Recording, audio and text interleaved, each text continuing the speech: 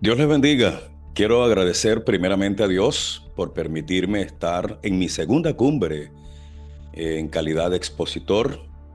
También deseo expresar mi gratitud al director, Pastor José Oropesa, y a los demás integrantes de la directiva de Minet.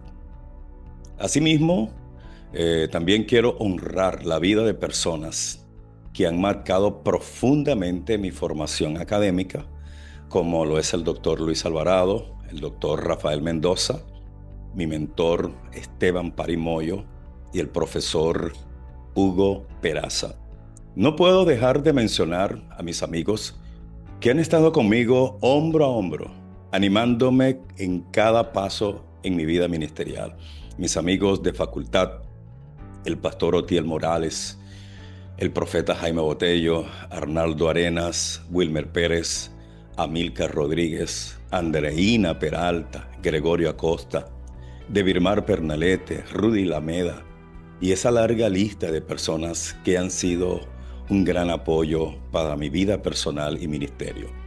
También agradezco a mi querida iglesia Chequina en Guiria, en donde tengo el honor de pastorear, a mi familia, al distrito suroriente al cual pertenezco y a todos ustedes que están presentes en esta cumbre.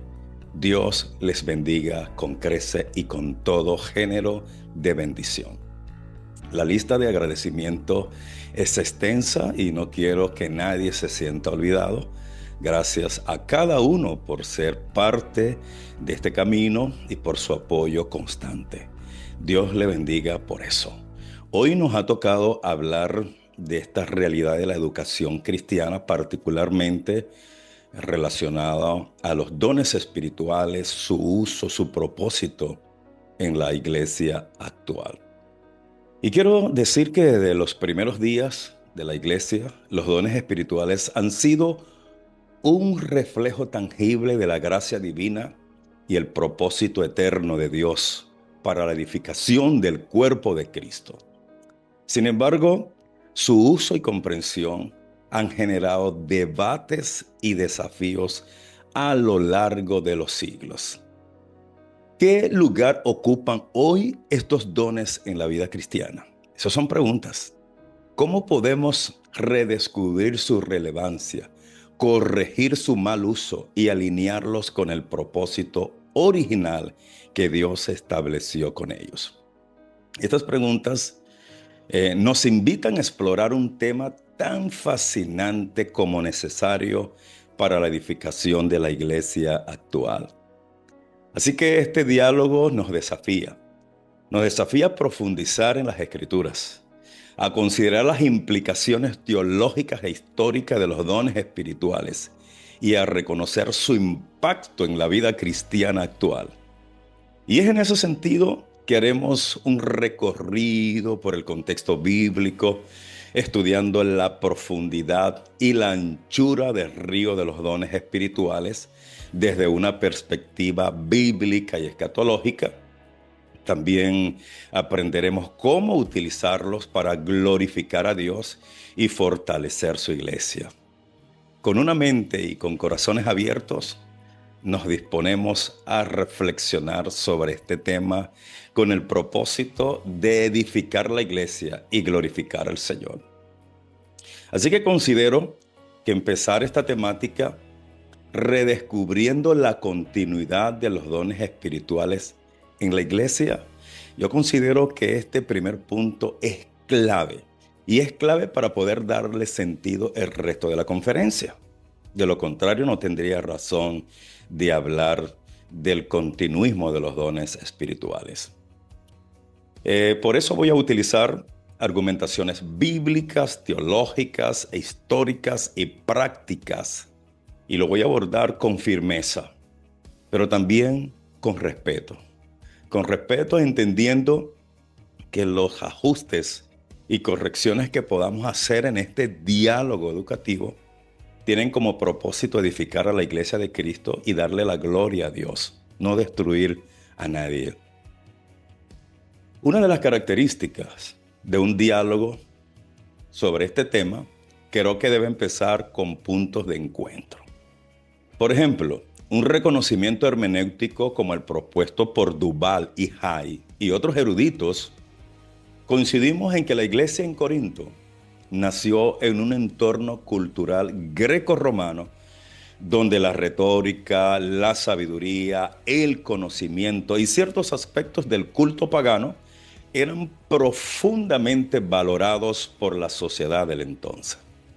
En ese sentido, no nos debe sorprender que en ese entorno cultural en los cuales estuvieron los corintios, ellos se sintieran atraídos por los dones espirituales como las profecías, las lenguas y el conocimiento. Probablemente ese entorno de la cultura greco-romana también los llevó a ellos a cometer algunos excesos o abusos con los dones espirituales. Y de allí comenzaran a competir entre ellos, trayendo como consecuencia una desviación del verdadero propósito de los dones espirituales. Ahora bien, la intención de Pablo con los corintios no era eliminar los dones espirituales, sino corregir su uso indebido. Y para lograrlo, Pablo emplea diversos argumentos y analogías como esto. El argumento que dice en parte conocemos y en parte profetizamos, con ello Pablo les está enseñando que tanto él como ellos solo están experimentando una versión limitada y temporal de sabiduría y conocimiento con los dones espirituales en comparación con lo que ellos vivirían cuando llegue lo perfecto. Y con la analogía que contrasta la infancia con la adultez, Pablo les está diciendo que la sabiduría, el conocimiento y los demás dones espirituales en su estado actual era como el pensar, hablar y actuar de un bebé en comparación con lo que ellos experimentarían cuando viniera lo perfecto. De igual manera, con la frase, ahora vemos por espejo oscuramente, mas entonces veremos cara a cara. Pablo utiliza esta analogía para reforzar la misma idea de estar en un estado actual con debilidades como los corintios, en contraste con el estado futuro cuando llegue lo perfecto. Hasta ahora, en nuestro recorrido por el entonces bíblico, hemos visto que Pablo no está eliminando los dones espirituales, sino corrigiendo su mal uso. Tampoco está sustituyéndolo por el camino del amor, sino enseñando que deben ser usados con amor. Además, afirma que los dones son temporales. Los dones son una versión limitada de conocimiento, sabiduría y otros aspectos espirituales en comparación con lo que ellos experimentarían cuando viniera lo perfecto. La pregunta clave aquí es, ¿qué es en sí lo perfecto? ¿A qué cosa se refería Pablo en particular? Al intentar responder esta pregunta, han surgido diversas posturas sobre los dones espirituales y su relación con lo perfecto. Algunos proponen eliminarlos, asociando lo perfecto con el cierre del canon bíblico. Otros prefieren mantenerlos, pero mantenerlos con cautela, mientras algunos lo ignoran e incluso otros lo apagan. También hay quienes le dan rienda suelta a los dones espirituales y otros buscamos usarlo plenamente conforme a su propósito, que es edificar, exhortar, consolar, glorificar al Señor, entre otros que más adelante vamos a ver.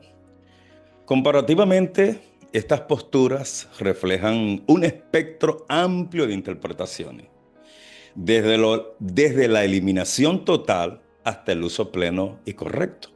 Las diferencias principales radican en cómo se entiende la frase lo perfecto y el enfoque hacia los dones espirituales. Eliminarlos, restringirlos, sustituirlos o usarlos con responsabilidad. Este contraste evidencia la necesidad de una reflexión profunda y muy equilibrada en relación a esta temática. Así que en este diálogo voy a hacer uso de diversas razones bíblicas y teológicas e históricas y prácticas para explicar por qué creemos en la continuidad de los dones espirituales. Y a partir de allí abordaré el adiestramiento necesario para que hoy en día le demos un buen uso. Vamos a responder a esto. ¿Qué es en sí lo perfecto? Voy a presentar mi análisis, como antes lo dije, bíblico y teológico al respecto. Primero, el término griego toteleio se declina como un sustantivo neutro, lo que indica que no se refiere a una persona ni a un evento histórico como el cierre del canon bíblico. El artículo neutro to refuerza esta interpretación, que apunta hacia un estado final de perfección. Este estado tiene un perfil escatológico que se consumará en la eternidad, más allá de la experiencia terrenal que estaban viviendo los corintios o como la que podamos vivir hoy. Otra reflexión que podemos sacar es que el perfil escatológico de Pablo en 1 Corintios capítulo 1, el versículo 7, Pablo afirma que todos los dones espirituales, no algunos dones espirituales, todos los dones estarán presentes en la iglesia hasta el regreso de nuestro Señor Jesucristo. Esto implica que los dones no han cesado. ¿Por qué no han cesado? Porque Cristo todavía no ha llegado. Este evento de retorno de Cristo no ha ocurrido. En este contexto, se confirma que lo perfecto no puede ser algo ya alcanzado en esta era cristiana, como el cierre del canon del Nuevo Testamento o como la muerte de los apóstoles. En el lenguaje escatológico de 1 Corintios, capítulo 13, se establece un contraste entre el presente limitado con la frase en parte conocemos, en parte profetizamos, con el futuro pleno que dice la frase, lo que es en parte se acabará cuando venga lo perfecto. Pablo utiliza analogías como la niñez versus la adultez, y esta frase, ver por espejos oscuramente y veremos cara a cara. Asimismo, la frase conozco en parte, que contrasta con conoceré como fui conocido. Todo esto apunta a un cambio radical que va a ocurrir, pero va a ocurrir cuando venga lo perfecto. En síntesis, a esta reflexión, el perfil escatológico de Pablo en 1 Corintios capítulo 13 señala que lo perfecto no es algo alcanzable en esta vida terrenal, sino se trata de un estado de gloria en la eternidad. Aunque hoy nosotros contemos con dones espirituales, la obra del Espíritu Santo y la inspiración de las Sagradas Escrituras, las discrepancias humanas y las imperfecciones entre nosotros aún persisten. Esto confirma que lo perfecto apunta a la plenitud de la comunión con Dios en la eternidad, más allá de nuestra condición actual. Así que en este breve análisis entendemos que los dones espirituales todavía continúan. Ahora pasemos en esta primera sección, pasemos a un breve análisis del argumento histórico. En relación con el argumento de utilizar ciertos periodos, escuchen esto, el argumento de utilizar ciertos periodos de la historia del cristianismo posapostólico para negar la existencia actual de los dones espirituales, quiero decirles que hoy en día muchos de nuestros hermanos cesacionistas reconocen que este razonamiento carece de fundamento sólido. Esto se debe a que existen registros históricos que documentan milagros, expulsión de demonios, manifestaciones de lenguas y profecías. Sin embargo, este grupo de cesacionistas suele interpretar dichas manifestaciones desde una perspectiva diferente al pentecostalismo clásico. Quiero indicarle que la falta de énfasis en los dones espirituales en ciertos períodos de la iglesia posapostólica se explica por las prioridades de cada era. Por ejemplo, en el periodo patrístico, los padres de la iglesia se enfocaron más en defender la divinidad de Cristo y otros temas esenciales. En la era medieval, el enfoque estuvo en la institucionalización del cristianismo. Y en la Reforma Protestante, la intención central era reafirmar verdades fundamentales como la autoridad de la Biblia por encima de la tradición, la salvación por la fe y el sacerdocio universal del creyente, entre otros temas de gran interés. Pero a finales del siglo XIX y siglo XX, los movimientos pentecostales surgieron frente al secularismo y el racionalismo, buscando una experiencia espiritual renovada, gloriosa. Hoy en día no se puede negar que el pentecostalismo global, a pesar de los excesos que se ha tenido y que se siguen cometiendo, no deja de ser o dejar huellas innegables en todos los estratos de la sociedad. Y no es casual que un escritor como Vincent Sinan, en su obra, haya catalogado al siglo XX como el siglo del Espíritu Santo. Tampoco se puede negar que en el presente siglo XXI el pentecostalismo cuenta con más de 600 millones de miembros, muchos de los cuales creen en las manifestaciones de los dones espirituales. Sin embargo, tampoco se puede negar que algunas encuestas revelan que existe un alto porcentaje de personas pentecostales desorientadas sobre este tema. Precisamente por eso estamos aquí en esta cumbre, para reafirmar la continuidad de los dones espirituales y orientar a la iglesia actual sobre su verdadero propósito. Aleluya. Yo también debo mencionar que muchos cesacionistas al inicio fueron frontales contra el movimiento pentecostal. Sin embargo, hoy en día, por convicciones propias o tal vez por convencido de que no todos los pentecostales somos iguales, es posible que este cambio también tenga algo que ver con la influencia de escritores pentecostales eruditos como Gordon Fee, Craig Keener, Roger Stronta, entre otros. Asimismo, por eruditos no pentecostales como Wayne Grudem. El caso es que muchos cesacionistas actuales creen que las manifestaciones de los dones espirituales en la actualidad, aunque creen con cautela. Algunos consideran que estas manifestaciones son producto de la soberanía de Dios, pero no necesariamente de la existencia activa de los dones espirituales como tal. Además, creen que estas manifestaciones no ocurren con la misma frecuencia con que se observa en el Nuevo Testamento. ¿Qué aplicaciones prácticas podemos sacar de todo lo dicho en esta primera sección de la ponencia?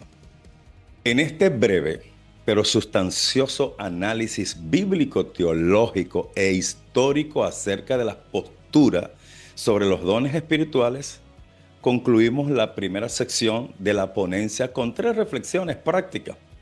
La primera reflexión práctica es que la iglesia de Cristo aún sigue en la tierra y por consiguiente necesita ser edificada y edificada continuamente. Afortunadamente, gracias al Señor, que contamos con el Espíritu Santo y las Escrituras están aquí con nosotros, guiándonos en este proceso, en este peregrinar, y en ese sentido, como ministros, no estamos negando la suficiencia, inerrancia e infalibilidad de las Escrituras, pero tampoco estamos aquí para eliminar los dones espirituales ni la obra del Espíritu Santo. Más bien nuestro propósito es asegurar que los dones espirituales sigan usándose, pero de una forma correcta y en el marco de la gloriosa palabra del Señor.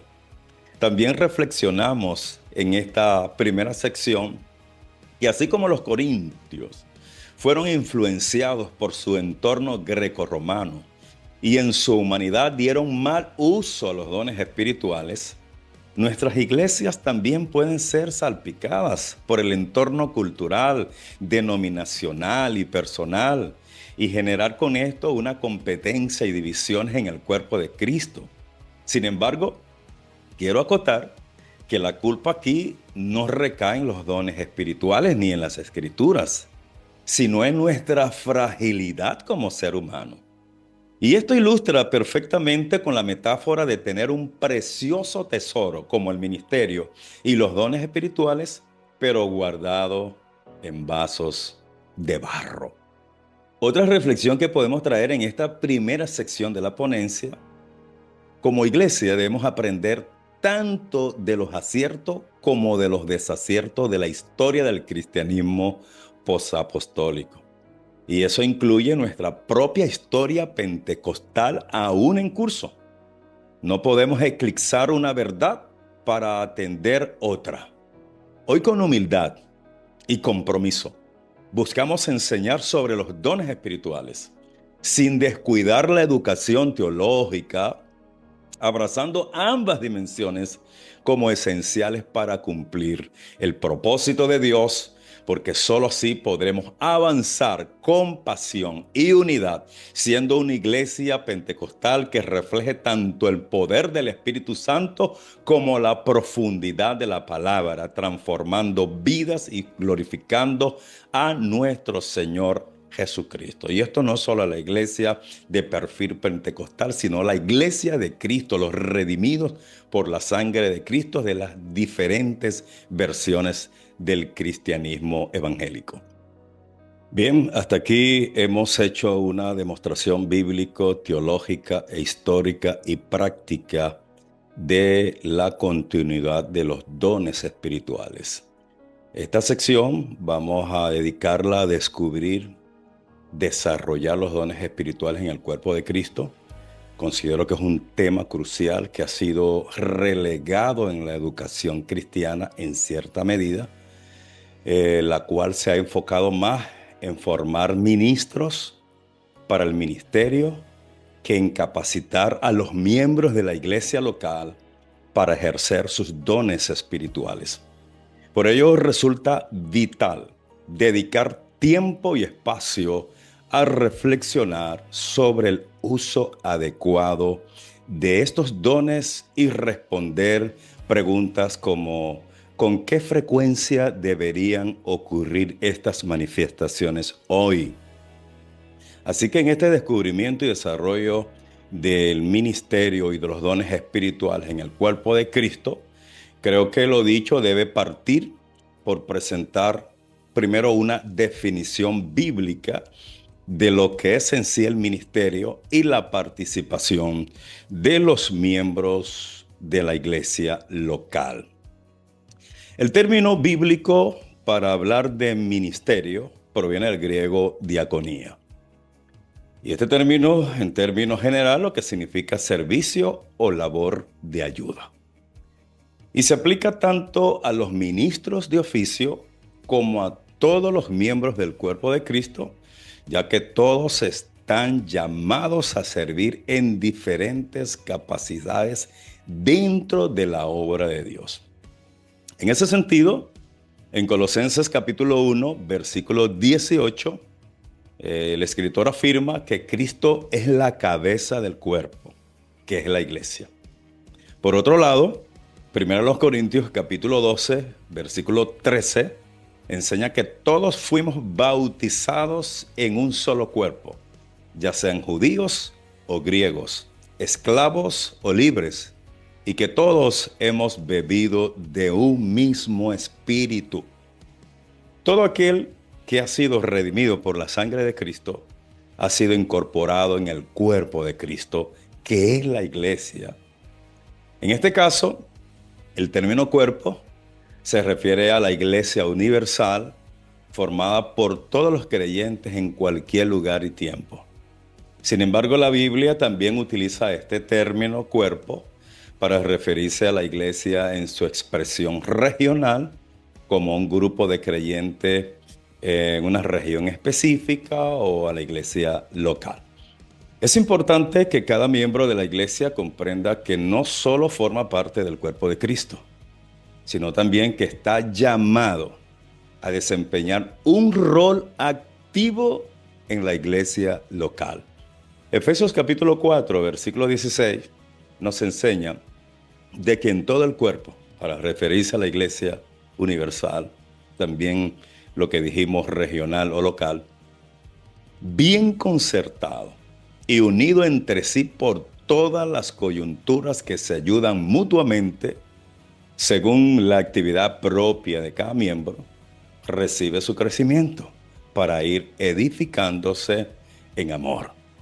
Este pasaje también refleja el sacerdocio universal del creyente, recordándonos que esta labor no es exclusiva de los ministros de oficio, sino que cada miembro tiene una función específica dentro del cuerpo de Cristo, que es la iglesia. Así que en esa dirección, los creyentes deben ser concienciados de que fueron, escucha esto, los creyentes fueron creados, salvados, elegidos, dotados, autorizados y enviados a la obra del ministerio. Por lo tanto, deben asumir con responsabilidad, prepararse y capacitarse para servir en la iglesia local, entendiendo que entregarán cuentas al Señor y recibirán galardones en el cielo conforme a la calidad de su trabajo en Cristo. Esto forma parte de la nueva realidad que enfrentamos en la educación cristiana, en este caso particular en Venezuela. Y me gozo al ver que, al menos a nivel nacional, la formación de hacedores de discípulos, confiamos en que veremos cómo alcanzamos a este país para Cristo Jesús.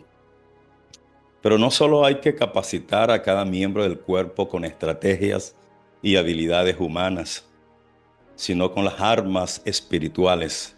Nuestra lucha no es contra los hombres, sino por el alma humana.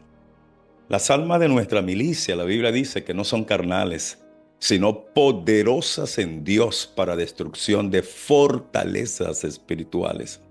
Tenemos que llevar cautivo todo argumento ideológico o filosófico de los hombres y sujetarlos a Cristo Jesús.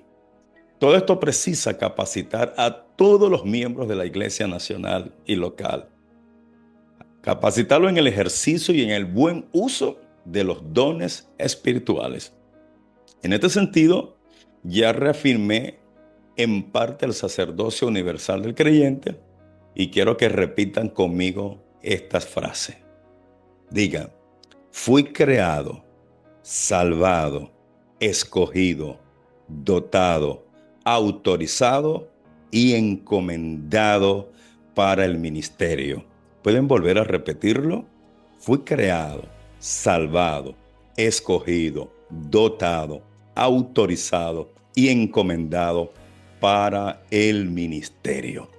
Así que en este sentido, ahora debo reafirmar varias verdades acerca de la posesión de los dones espirituales. En esto que acabamos de hablar, hablamos del término dotado.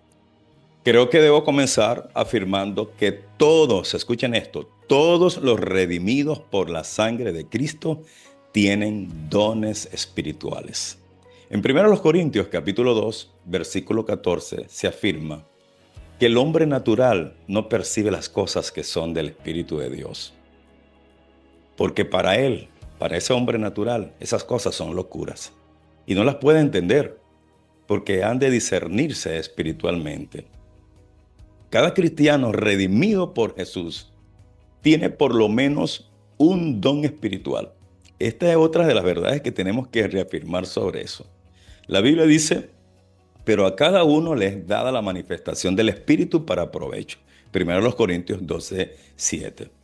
Y esto contrasta con el Antiguo Testamento, donde las manifestaciones del Espíritu de Dios eran exclusivas para profetas, sacerdotes, líderes tribales y reyes, pero no para el pueblo en general. Sin embargo, en el Nuevo Testamento y hoy, los dones espirituales son para todos los redimidos por la sangre de Cristo Jesús. En cuanto a esta dotación, tengo también que esgrimir otra verdad. Nadie recibe todos los dones espirituales.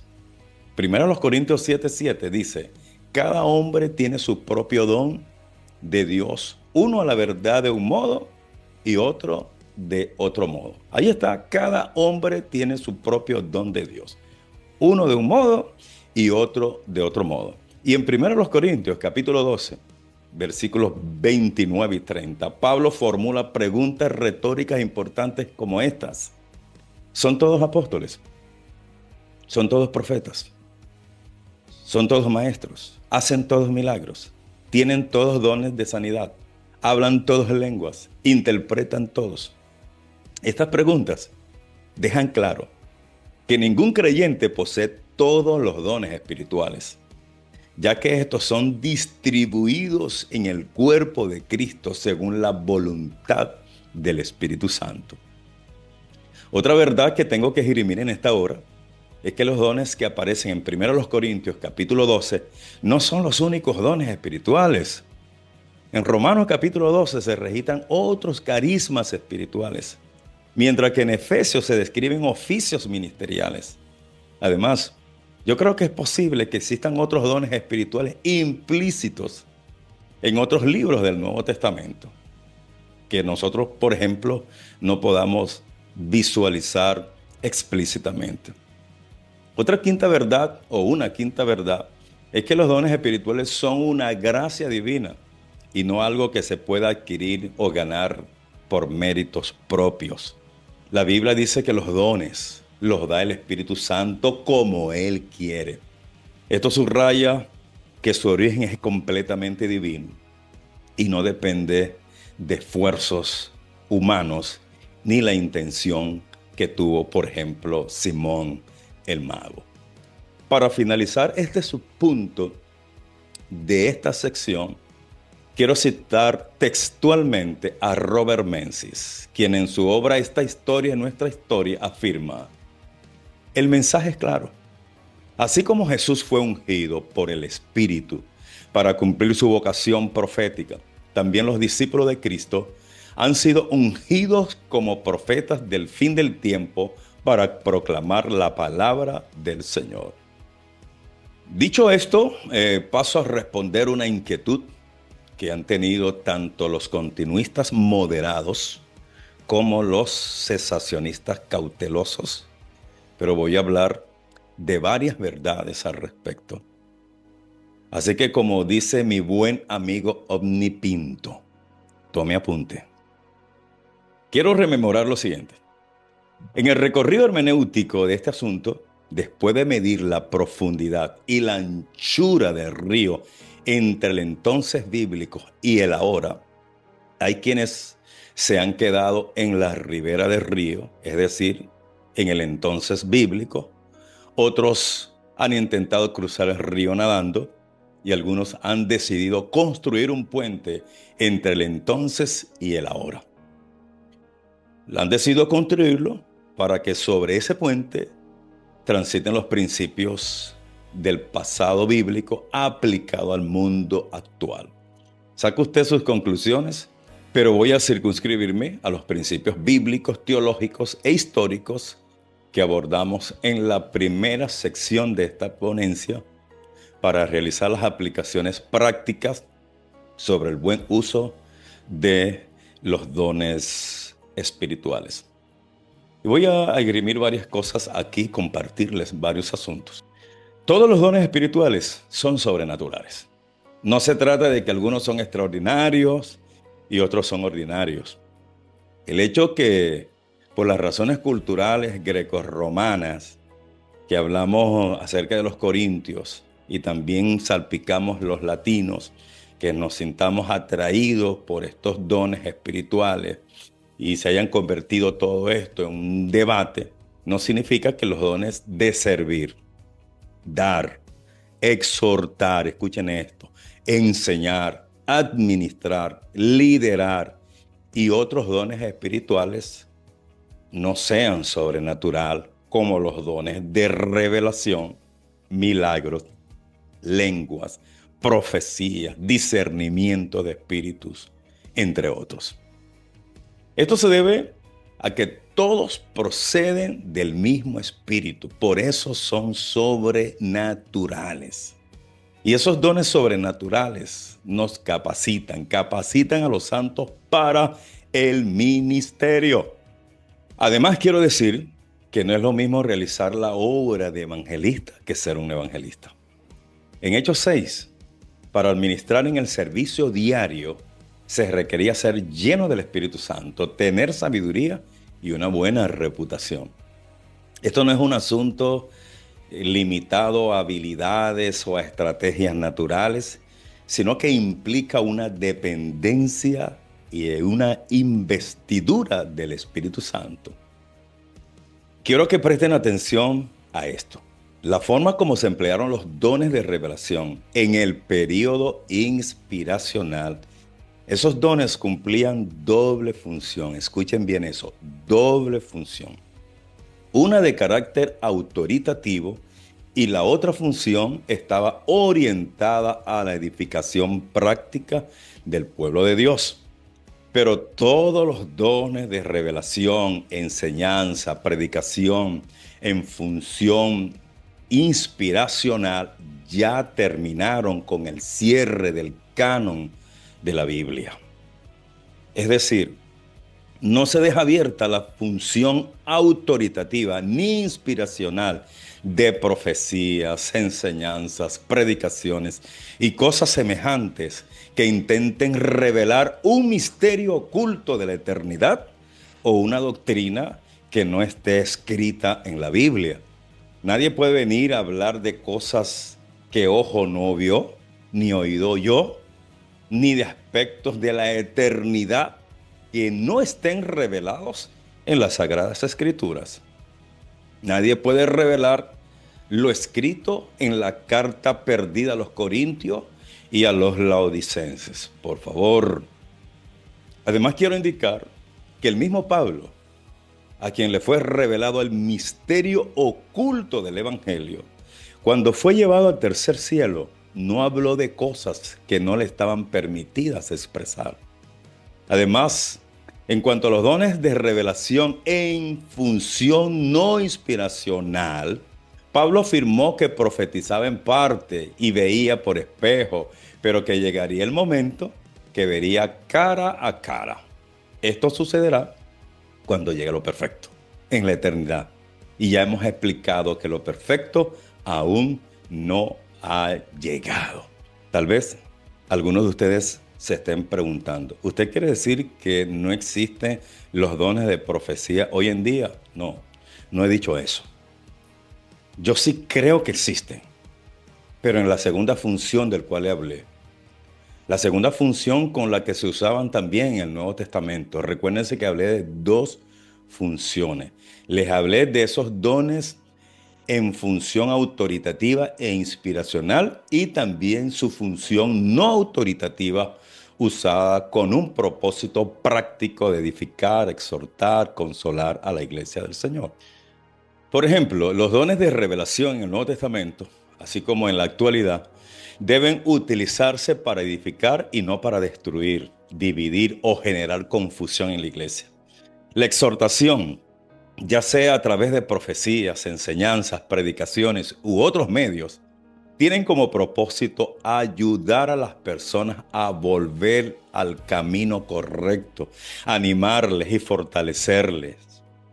Esto es precisamente lo que significa el término griego parakaleo, traducido en nuestra versión como exhortar. Asimismo, estos dones se utilizan para consolar, ofreciendo esperanza en medio del sufrimiento y reflejando el consuelo de Dios. Por ejemplo, la profecía predictiva advierte, prevé y orienta en la toma de decisiones, mientras que el discernimiento de espíritu permite identificar influencias malignas que podrían estar conspirando contra la iglesia o algún siervo del Señor. Y en ese sentido edificaría, exhortaría y consolaría. En conclusión, estos dones de revelación y cualquier otro don deben ejercerse con amor y siempre para glorificar a Dios, evitando que se conviertan en herramientas para alimentar el ego y para buscar popularidad en las redes sociales. Dejemos que sea la gente que le dé un like, pero no lo busquemos nosotros mismos, ni nos desvelemos por un like. La Biblia dice en 1 de Pedro, capítulo 4, versículo 11, si alguno habla, hable conforme a las palabras de Dios. Si alguno ministra, ministre conforme al poder que Dios da, para que en todo sea Dios glorificado por Jesucristo, a quien pertenecen la gloria y el imperio por los siglos de los siglos. Amén y amén. Así que estos dones de revelación, al igual que todos los demás dones, deben ser ministrados con humildad, sometiéndose al escrutinio de la Biblia y estando dispuestos a ser examinados, procurando la unidad del cuerpo de Cristo y edificando a la iglesia. Otra de las preguntas que debo responder es que las personas se preguntan con qué frecuencia deberían ocurrir estas manifestaciones hoy en día. Y debo responder que la frecuencia de las manifestaciones del Espíritu Santo no está definida de manera explícita en la palabra del Señor, ya que éstas ocurren según la voluntad de Dios y conforme al propósito que Él tiene en cada situación.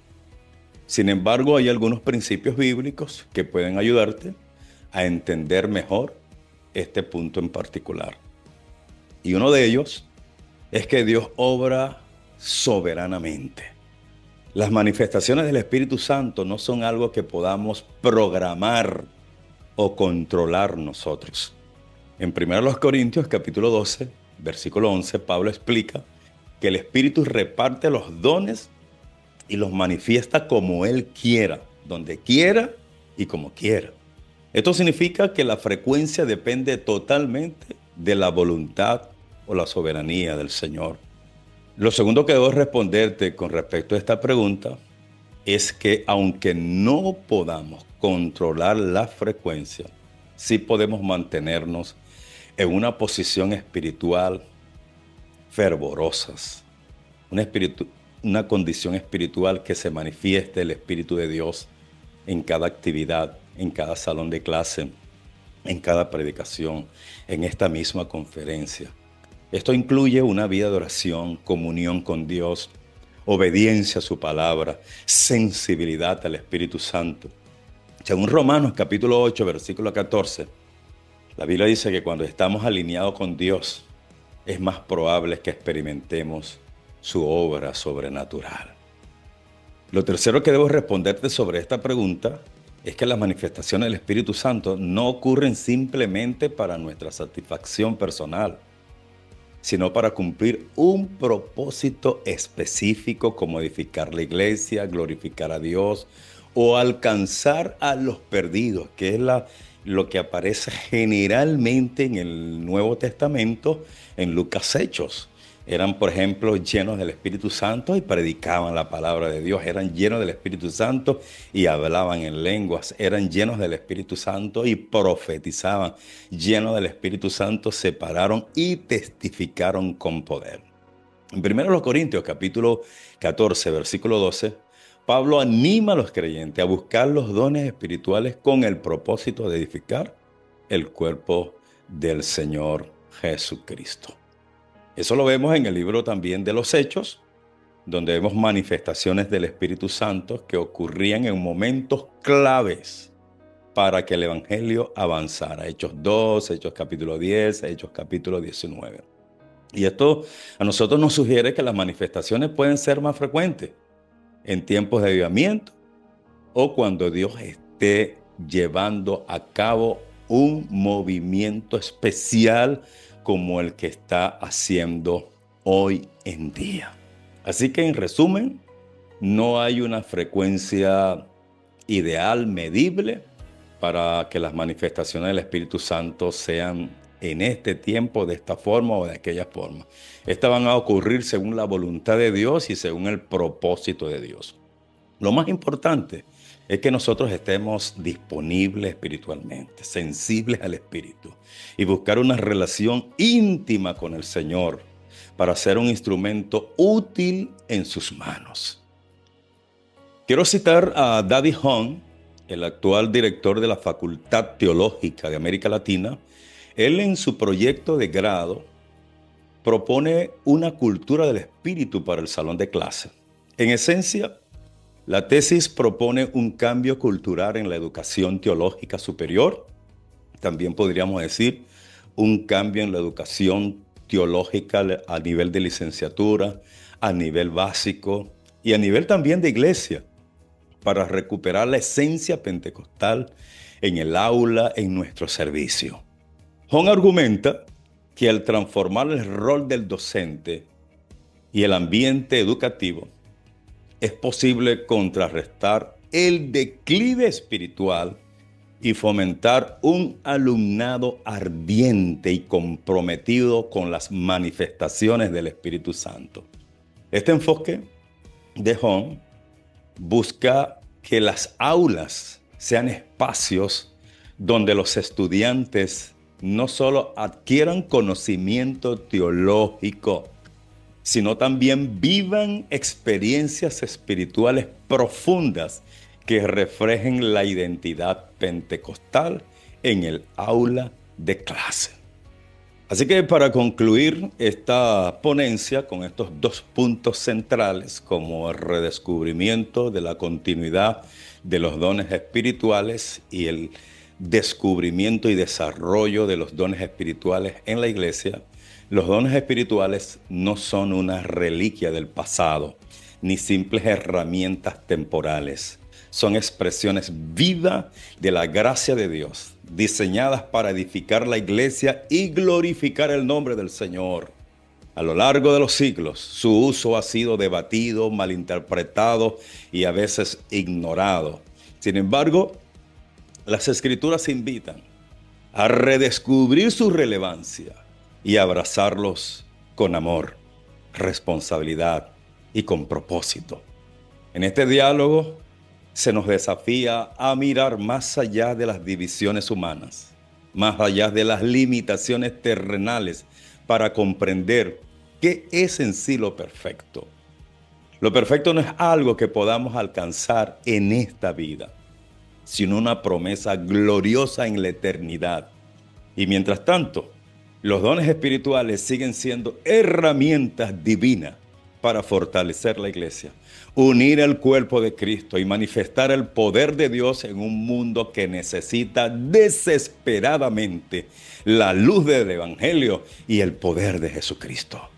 Es hora de dejar atrás los prejuicios, las disputas sobre su uso y en cambio abrazar con humildad y pasión hacia una comprensión más profunda de su propósito. Utilicemos los dones con amor, como Pablo nos enseñó, no para competir o dividir, sino para reflejar el carácter de Cristo. Aleluya. Y preparar el camino hacia lo perfecto. Hoy somos llamados a ser administradores y ministradores fieles de estos dones, reconociendo que cada uno tiene un papel único en el plan eterno de Dios.